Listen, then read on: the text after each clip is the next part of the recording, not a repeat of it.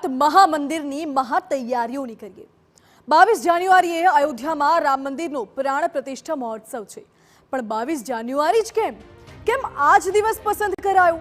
કેમ અંજન શિલાકાનું મુહૂર્ત માત્ર 88 સેકન્ડનું છે?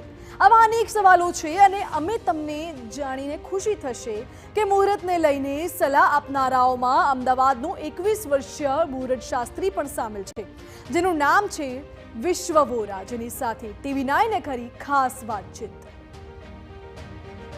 22 જાન્યુઆરીએ અયોધ્યામાં રામ મંદિરની પ્રાણ પ્રતિષ્ઠા મહોત્સવ આયોજિત કરવામાં આવ્યો છે અને એની તારીખોને લઈને અનેક પંડિતો દ્વારા પ્રશ્નો ઊભા કરવામાં આવ્યા હતા કે રામનવમી નજીકમાં આવી રહી છે, તો પછી 22મી જાન્યુઆરીએ આ મુહૂર્તમાં શા માટે પ્રાણ પ્રતિષ્ઠા મહોત્સવ યોજવામાં આવી રહ્યો છે? મંદિરના જે નિષ્ણાતો દ્વારા આ મુહૂર્ત નક્કી કરવામાં આવ્યું છે, એ પંડિતોને અભિપ્રાય પોતાનો આપનાર અમદાવાદના વિશ્વ વોરા આપણી સાથે છે। એમની સાથે વાતચીત કરશું કે જેઓ મુહૂર્તના નિષ્ણાત પણ છે।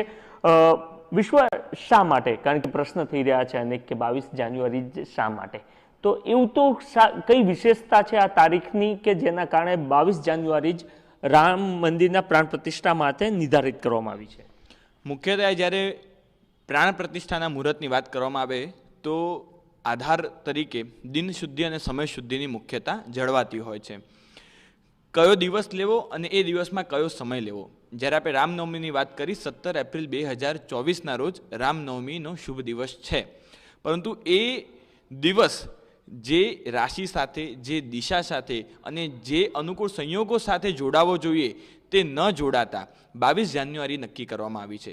બીજી આ જ દિવસ કેમ નક્કી કરવામાં આવ્યો એવો પ્રશ્ન જ્યારે ઉદ્ભવે તો એના સમાધાનમાં જ્યારે વશિષ્ઠ ઋષિએ ભરત મહારાજાને રામ રાજ્યની સ્થાપના વખતે જે મુહૂર્ત પ્રદાન કર્યું હતું કે પછી જ્યારે ઇન્દ્રદેવ પોતાના ઇન્દ્રાસન ઉપર બિરાજમાન થયા હતા એ સમયનું જે મુહૂર્ત હતું એવા જ મુહૂર્તની કંઈક સામ્યતા ધરાવતું આ 22 જાન્યુઆરી 2024 પોષ શુદ્ધ બારસનું મુહૂર્ત છે।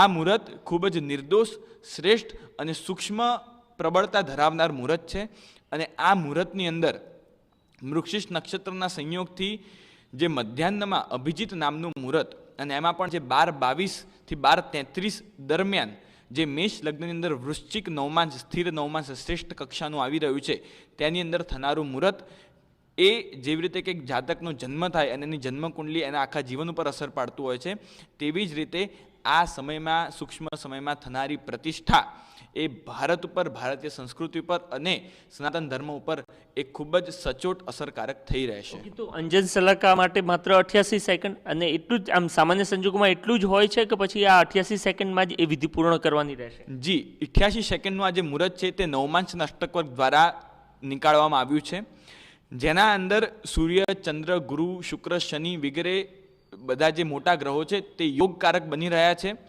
અને એ દિવસે રામ ભગવાનની જે લગ્ન રાશિ હતી ઇષ્ટ દિવસની એ જ લગ્ન રાશિ છે અને આ સૂક્ષ્મ મુહૂર્ત એની અંદર જ સ્વર્ણ શલાકા દ્વારા વિધિવત અંજન કરવામાં આવશે, જે અંદર રાજા અને રાજગુરુ ઉપસ્થિત હશે અને ત્યારબાદ આંખની સમક્ષ જે કાચ રાખવામાં આવશે તે ખંડિત થશે અને એના દ્વારા પ્રાણ પ્રતિષ્ઠા, પ્રાણારોપણ અને ધ્વજદંડ સમારંભ થશે।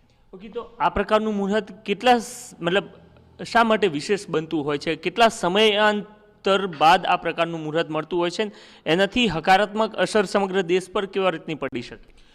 એમ કહેવાય છે કે જેમ નિરોગી શરીર મળવું અઘરું છે એમ નિર્દોષ મુહૂર્ત મળવું અઘરું છે। હજારો વર્ષ પછી ગોચરની ગ્રહ વ્યવસ્થા મુજબ આવો દિવસ અને આવો સૂક્ષ્મ સમય અને આવા સંયોગો રચાઈ રહ્યા છે, તેથી આ મુહૂર્ત ખૂબ વિશેષ છે અને આ મુહૂર્ત સાથે મુહૂર્તની શુદ્ધિ માટે સ્વર્ણદાન, મંત્રોચ્ચાર વગેરે દ્વારા પણ આની શુદ્ધિ અને આની ઉર્જાની અભિવૃદ્ધિ કરવામાં આવશે। ઓકે, તો પોતે નિષ્ણાત છે અને એમનું સ્પષ્ટ કહેવું છે કે આ પ્રકારનું નિર્દોષ મુહૂર્ત વર્ષોની રાહ જોયા બાદ પ્રાપ્ત થતું હોય છે અને એ મુહૂર્ત 22મી જાન્યુઆરી આવી રહ્યું છે અને એ જ દિવસે ભગવાન શ્રી રામના મંદિરનો પ્રાણ પ્રતિષ્ઠા મહોત્સવ યોજવામાં આવશે અને અંજન શલાકાની જે વિધિ છે એ માત્ર ને માત્ર 88 સેકન્ડમાં પૂર્ણ કરવામાં આવશે। કેમેરામેન વિવેક ઠાકુર સાથે નરેન્દ્ર રાઠોડ, TV9 અમદાવાદ।